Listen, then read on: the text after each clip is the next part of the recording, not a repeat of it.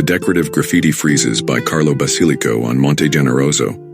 A video conversation inspired by an essay by Claudio Guarda.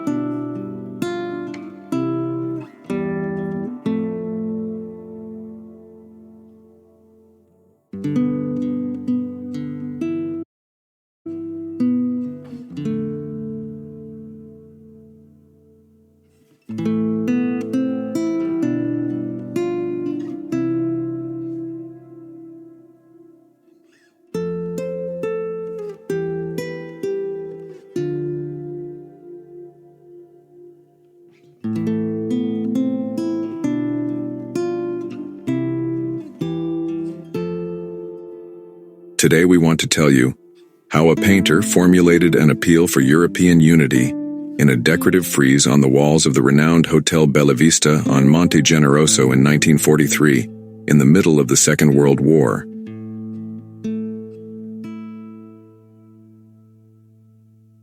The conversation promises to be interesting. Tell me, which artist are we talking about?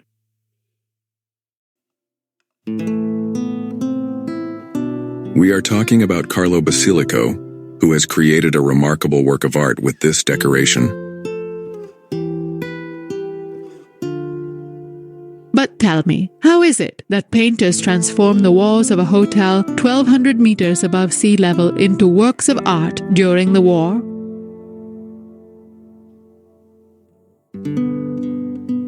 This is where the interesting part of this story begins.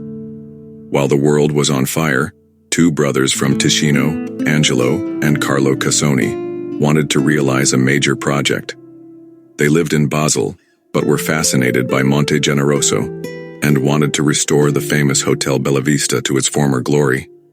So, in the midst of the turmoil of war, the Cassoni brothers also planned to embellish the exterior of the hotel with decorations.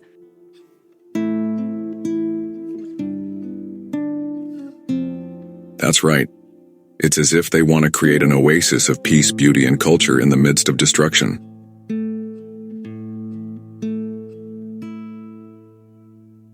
To this end, the Cassoni brothers called in Carlo Basilico, a painter and ornamental artist who was very well known in Mendrisiotto at the time, to renovate the hotel, among many other things. And they commissioned him to decorate the exterior walls of the music hall, a building attached to the hotel.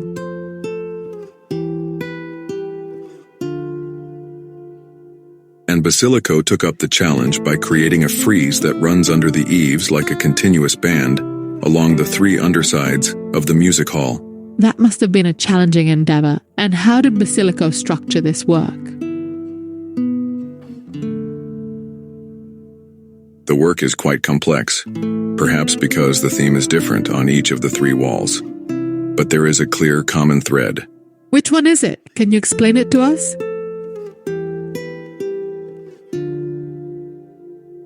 Of course.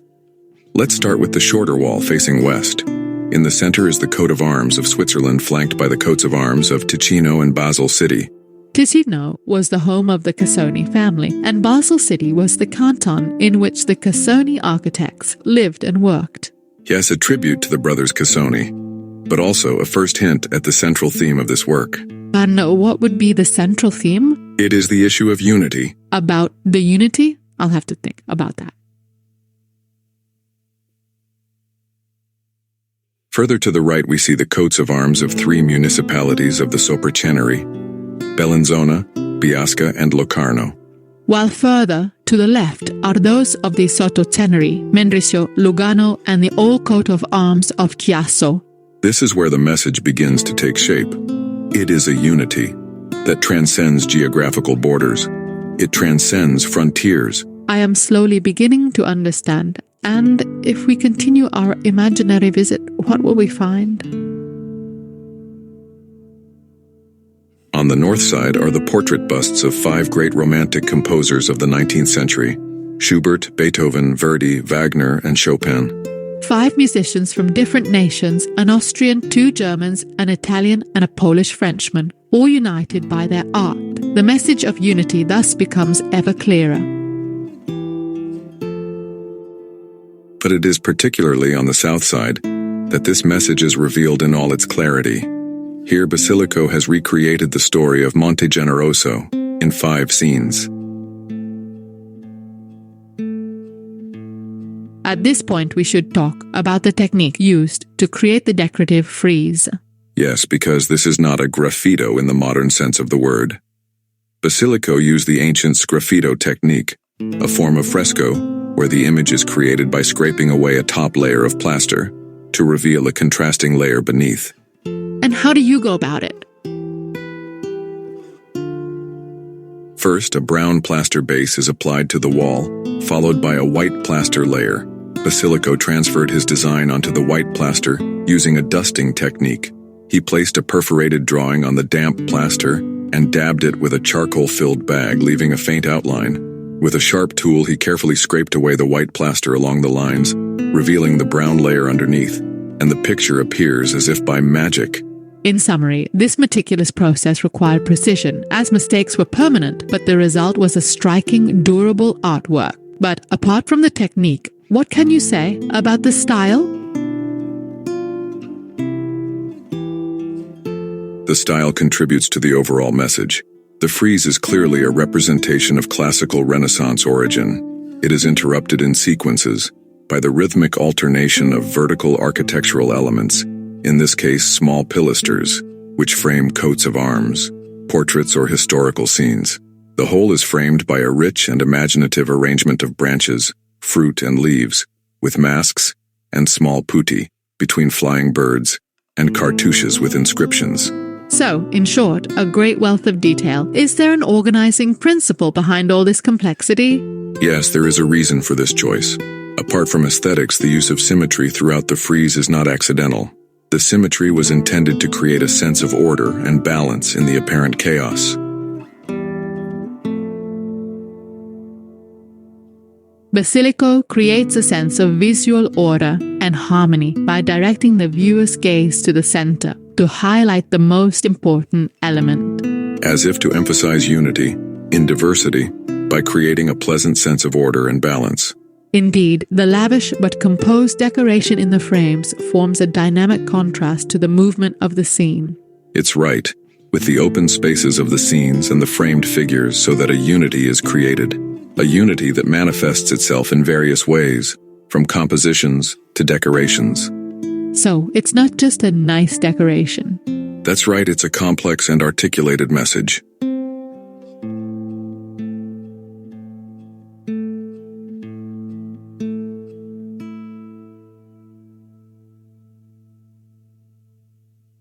Now let's take a closer look at the 5 graffiti on the south side. In this first picture, he pays tribute to Dr. Carlo Basilico, who had the hotel built in 1869 and the Monte Generoso Railway in 1890. The second recalls the transport of visitors in sedan chairs from Mendrisio to the Hotel Bellavista. The third scene shows the ascent of a visitor with the mule. The fourth commemorates the arrival of the railway, with the roaring locomotive in 1889. Note how the style of the drawings adapts to the era of the scenes depicted. And finally, the fifth, the construction of the country road in 1938 and the reopening of the hotel in 1940, a true journey through time. A journey that celebrates the relationship between people and mountains. But watch out, Basilico's work invites us to look beyond appearances and recognize the deeper meaning. You mean the meaning behind the aesthetic beauty? Yes, what do you think this frieze can tell us about Basilico's worldview in a time characterized by war and division? I think Basilico wanted to convey a message of hope and unity with his art. This can be seen in the choice of depicting the coats of arms of different cities, composers of different nationalities, and even in the depiction of the history of Monte Generoso, which symbolizes man's ability to build and progress. In other words, a message that is directed against the climate of hatred and division at this time. But how can this message be visualized? What would be the specific elements that convey it? Take, for example, the depiction of the coats of arms on the west side. The coat of arms of the city of Basel is not only a tribute to the Casoni brothers, who are known to have worked in Basel, but also a symbol of unity between different local realities, which extends from the national to an international level, with the choice of musicians on the north side.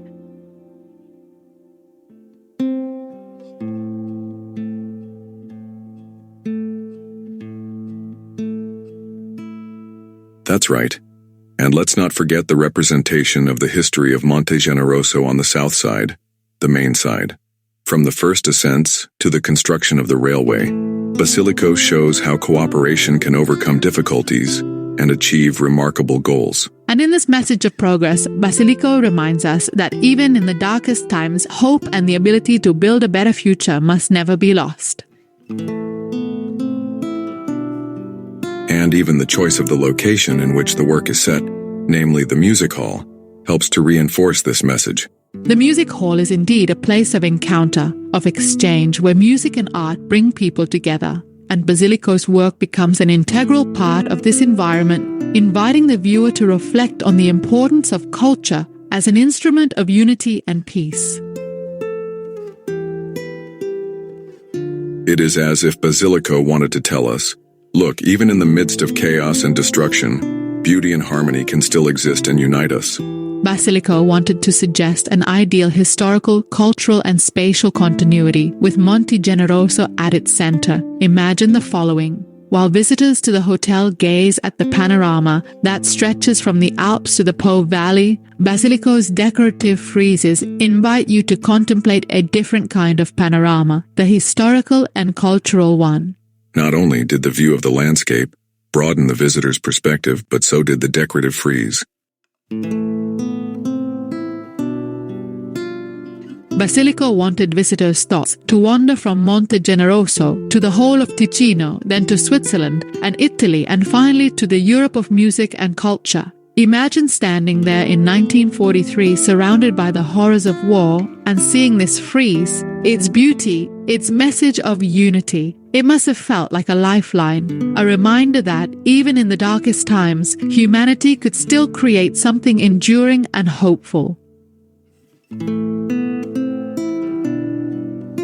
In short, it's as if he was offering a sanctuary, not just for the eyes but for the soul. Through his art, he countered the division and conflict of his time, giving people a glimpse of what the world could be, united, harmonious, and full of promise. And tell me now, where are these graffiti currently stored?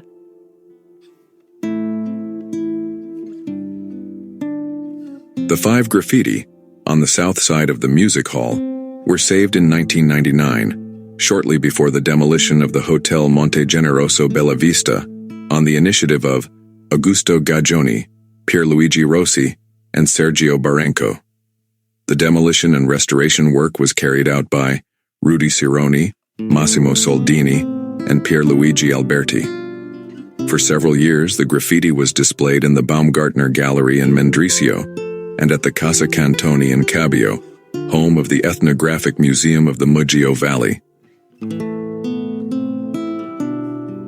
Finally, in 2017, an initiative was launched by Paolo and Silvia Crivelli, the curators of the Ethnographic Museum of the Mugio Valley, and the 5 rescued graffiti were brought back to Monte Generoso.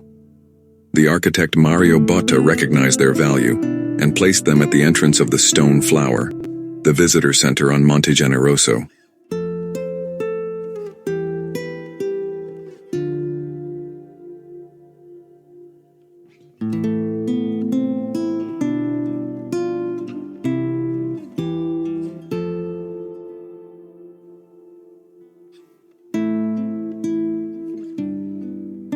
And if you're in Ticino, don't forget to take the train to the top of Monte Generoso, where you'll have a breathtaking view and where you'll find Carlo Basilico's 5 graffiti at the entrance to the Fiore di Pietra.